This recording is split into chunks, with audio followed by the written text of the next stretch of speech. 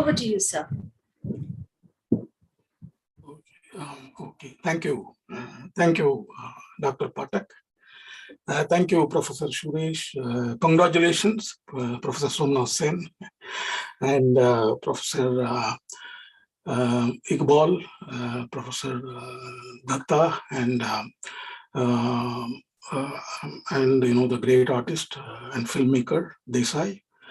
I'm happy to be here, and of course, that many of the speakers touched upon a lot of points, which are key and which I was also pondering about, which generally we think about today when we think about regional cinema.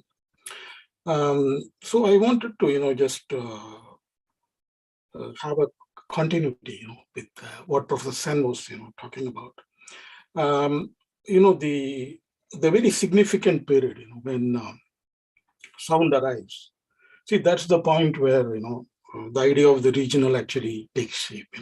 Prior to that, as he pointed out with Charlie Chaplin as an example, silent cinema could reach universally, even if certain markers could be there, like the landscape and the train, in Edwin Potter's film, drawing from the great legacy of Westerns they have in the literature. But yet, they could appeal to a universal audience because, the conflict is very clear. It is not about dialogues. It's not about the specificity, of the nuances of accents, but it is silent. So, but even then, filmmakers always tried to be explicit. They were anxious. Will I be missing my audience? So you had the concept of intertitles. So if you look at not only in fiction films like that of Chaplin or the great Buster Keaton, but also documentaries, Flaherty, you'll have very ornate, wonderfully designed intertitles. So language has always played an important role.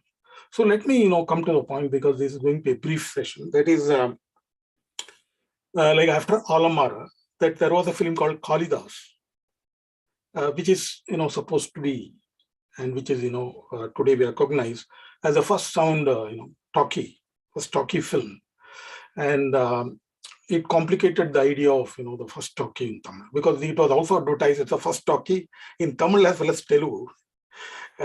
Actually, it should have also been the first talkie in India had Alamara not been released a few months earlier, because you had a character talking in Tamil, actually singing in Tamil, T.P. Rajalakshmi, and character protagonist who was responding to her in Telugu, and there was L.V. Prasad, great iconic L.V. Prasad of Ek Duje Ke Liye, as the North would know him. For us, he's not only a great filmmaker, but also a pioneer. One of the great studio owners, L.V. Prasad Studio, which had the largest lab in Asia. Still does, one of the largest labs still. Yes. So, because, it complicates the idea, that when you have characters speaking in 3 different languages in the same film, how would you claim, that it is a Tamil talking? That scholars have wondered, like Stephen Hughes, what is Tamil about Tamil cinema? It's a wonderful essay, one could see the response, to such very pertinent questions in the reviews in 1930s itself of a great critic by name Kalki. So Kalki writes on Kalidas right in 1931. Kalki I regard as, that arguably for me the greatest Indian critic of the 1930s in India. I've not seen another critic in 1930s so consistently writing over the entire decade, with such close attention to technical, to aesthetics, most importantly to language. So he talks about, that how T.P. Rajalakshmi was in all the advertisements of Kalidas, and she was foregrounded because we already knew her, because she's already a star. Because why? Because she was already a star on stage. And how? Because, she could sing her songs in Tamil on stage. That is one of, like today, even when you are, making a claim of Bahubali as a South Indian film, it's predicated, on where it is made, most importantly about the stars, isn't it? I mean, a commodity on which we sell film, or with which, like for example, any Rajnikant film today may have a global market. As Professor Suresh pointed out, some of his films like Muthu have done well even in Japan. But yet he remains a Tamil star because because of stardom, isn't it? The way a story is mobilized. And scholars have argued that how when male stars get rooted to the region, females, they kind of cross the boundaries so easily. I mean, we have stars like, for example, from Vajantimala onwards, Padmini, or the great Sridevi, and or the other way, like Kushbu or Simran, who become Tamil stars. Whereas Kamal Haasan, is a great actor. He acted in Ek Duje Ke Liye, but yet that he remained a Tamil star. So coming back to this point of the region, that on the one hand, we can talk about these huge, blockbuster films, as I was mentioning about Rajini, or the big stars, like in Prabhas contemporarily, with his Radhe Shyam and Bahubali, or RRR, or Pushpa, which was discussed today. But there is the other region, which is predicated on the specificity of culture, of language, perhaps of life itself on the fringes. So that is equally, or perhaps even more important, isn't it? Because as far as the mainstream cinema is concerned, particularly now, more and more, it does not matter, because the idea of language or region is getting increasingly blurred. Of course, scholars will make an argument that yet, when you see the forest and specific kind of plot points over which the entire film revolves, in Pushpa is still essentially at its core a Telugu film, which is a valid argument. But I'm talking, generally, if you look at it, when you go into Netflix and you want to watch Pushpa, what does it tell you? Because, you are browsing Tamil films. So you are watching it in Tamil with English subtitles. Then you kind of pause it, then you choose, because you think, something is not exactly resonating in the close-ups about the lip sync. Then you choose Telugu original and English subtitles. So the idea of, that a kind of pristine, language, which was defined by region, is getting, it was always complicated, from Kalidas to the contemporary, Netflix big blockbusters, the array of blockbusters on Netflix or Amazon or any other, OTT platforms. And then, what is the important question surrounding region, which we have to address. The important thing I feel is about, the smaller films, that the struggle still they have, in making a film and then trying to, sell it to OTT platforms. For example, like last 2 years of pandemic, even OTT have also been running around, giving up after the big, star ventures. So this has always been, a struggle for regional filmmakers. If you look at the history, it has been there right from the beginning. Then there was a ray of hope in the 70s with NFDC. But then, post 90s with globalization, liberalization, this struggle has been continuing. But because of that struggle, you can see that, filmmakers have also, that has brought out the best in filmmakers. For example, if you look at, Tamil cinema, say over the last 3 decades, around the time when Dilwale Dulhania Le Jayenge, DDLJ, abbreviation as we call it, it brought in the trend when we saw that gradually, the village was kind of, reinvented on Hindi screen. I'm talking about only huge blockbuster years. And the nuances of the villages, particularly the Hindi belt, comprising of, Madhya Pradesh or, Bhojpuri speaking UP areas and other dialects, Kundi, or maybe, what they are trying to recover, or those which are kind of, endangered kind of species, which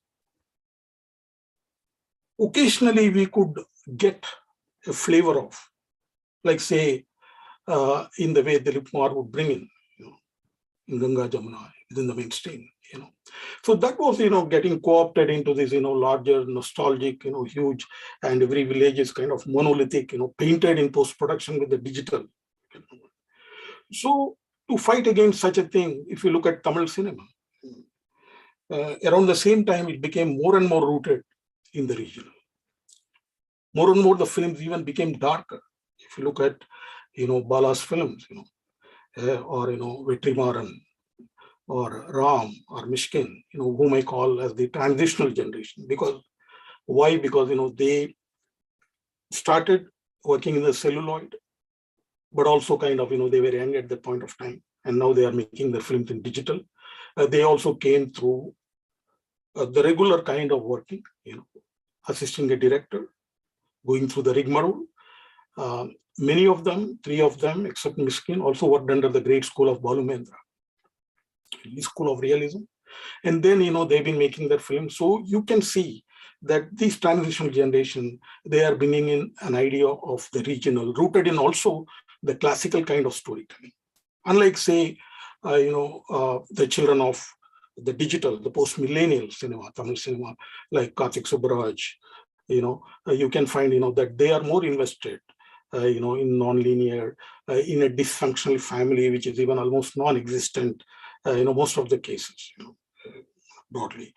So you can see that, on the one hand, regional is getting into the idea of questioning the classical trope of melodrama in 1960s melodrama, films like, say, Bahag Pirivinai, where the film started with Pungal, Sankranti, when, the custom is outside the house, you boil rice in a pot to sun god. And at the time of the interval, there was a literal break because both the brothers, because of their wives and, other reasons, brother-in-law of one of the wives who comes from Singapore and complicates, there is a divide, there is a partition, and you have 2 Pongals outside the house. And then in the end, the wall is broken down and the family again becomes one. The status quo is affirmed. So it is, one of the extraordinarily classic examples of melodrama. But so briefly, to talk about melodrama. So what does, the trope of melodrama involve as a genre? On the one hand, you have the family photograph. Then around the interval time, there is a kind of a break. And then you have it erased and things come together.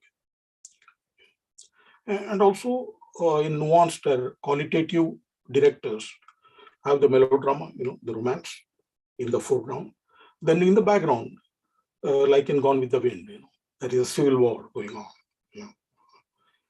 And then, that will also be resolved by the time the problems in the foreground are resolved. So regional film, melodrama offered an opportunity that what about the stories in the background? We'll go to our specific stories. Yes, we have to, retain this trope to engage the audience. But in the backdrop, it offered us an opportunity to tell something which is very specific to our region.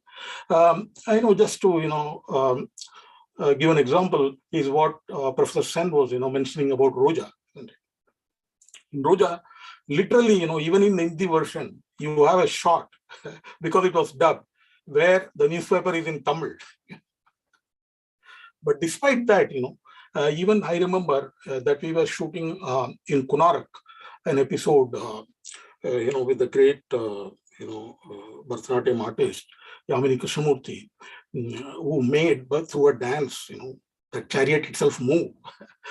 But as I was coming out, on one of the shooting days for a tea, I watched, even there, Roja's poster was there, even in, so Orissa, you can find, posters. So this is, one of the reasons, why something very specific also always appeals, to a national audience. Because, the co-opting monolithically, does not, when it is monolithic, it does not offer, the spaces for ruptures, where your own story is told, where your own grief is addressed, where your own anxieties, are reflected upon, So that's where, the region comes in, that On the one hand, it is about life on the fringes.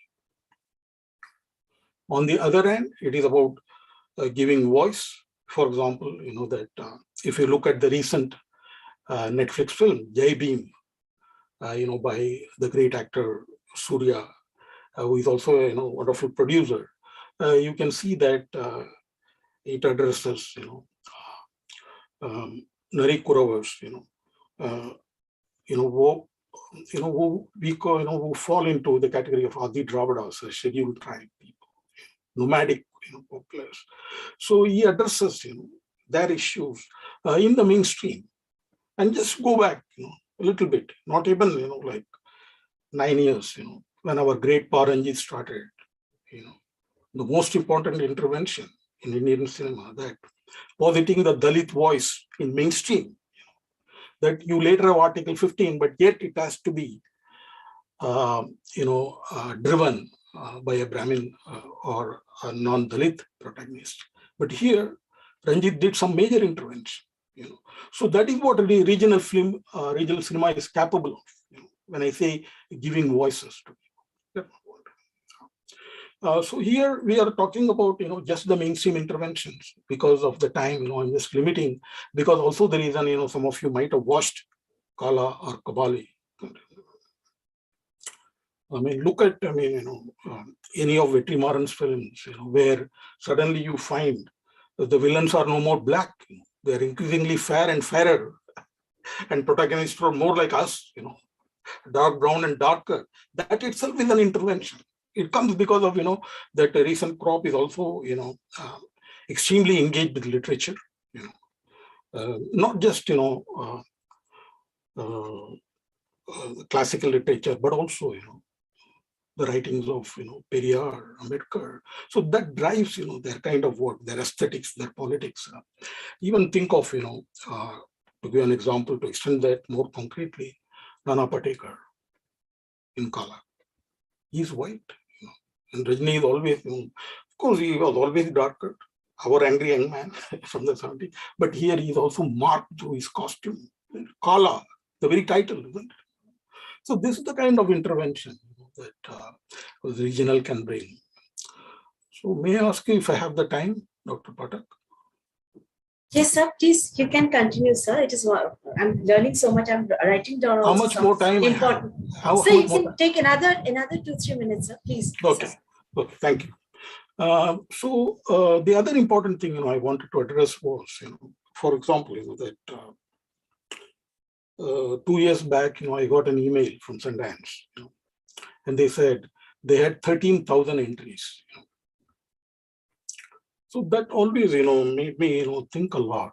That is, if there is going to be 13,000 entries, at least maybe 10,000 of them will be feature films. So I mean, where and how a panel will watch those films? It's highly impossible. Because I have friends who have been on the jury in Sundance, and they also told me that it's also physically impossible.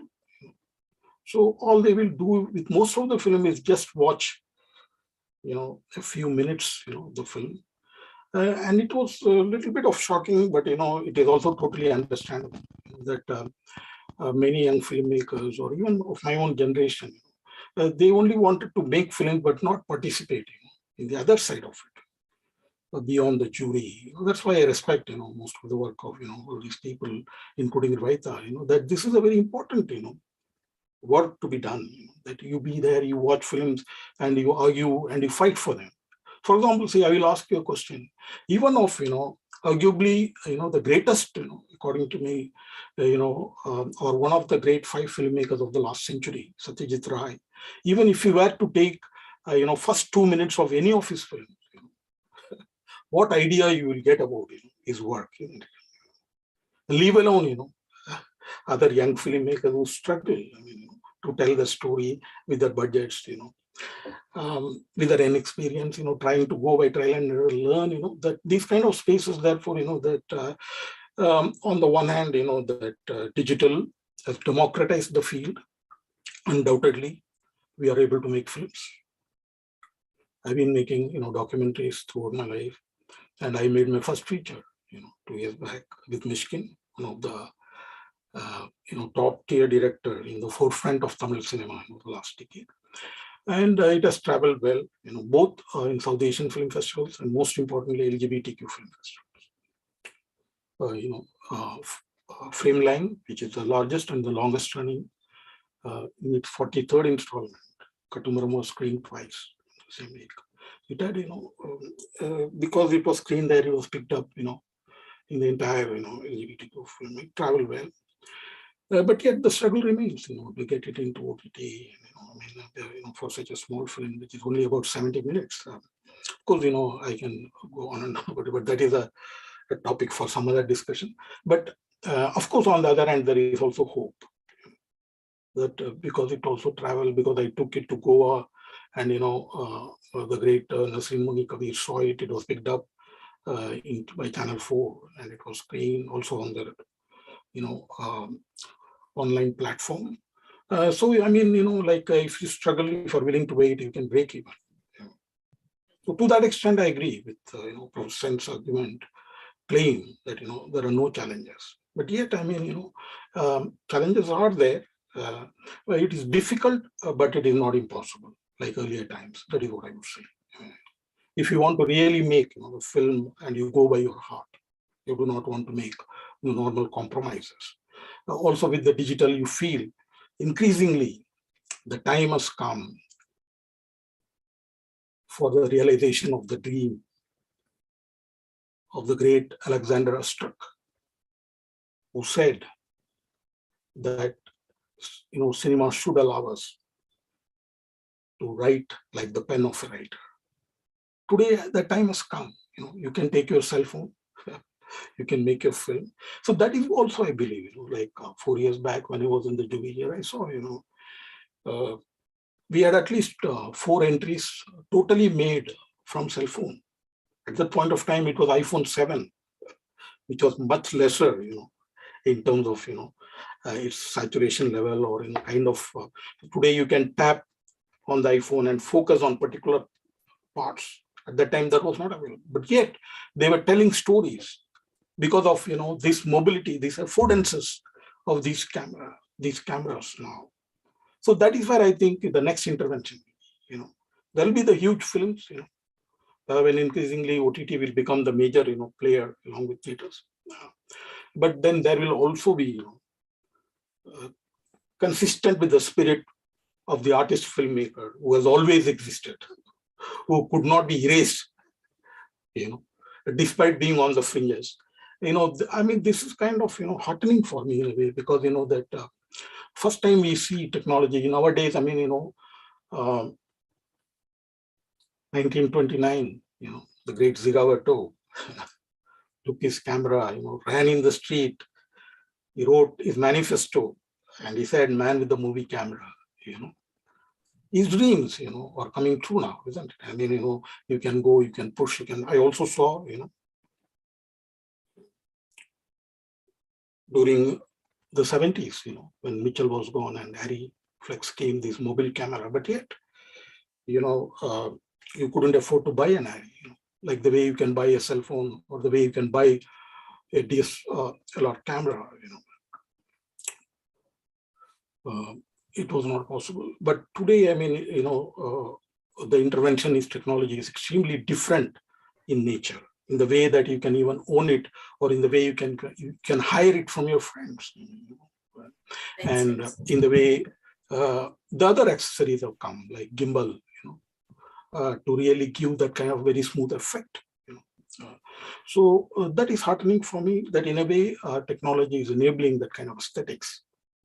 And therefore, when increasingly, I mean, that everybody can be a reasonably good technician, by default, then you have to focus on the stories. That is where regional will play a major role, because, only with the specificity of somebody's life and locale, you can tell a story which will touch a universal heart, where the personal will become universal. That is where the beauty and the strength of the regional lay, and it will always be, in the future. Thank you.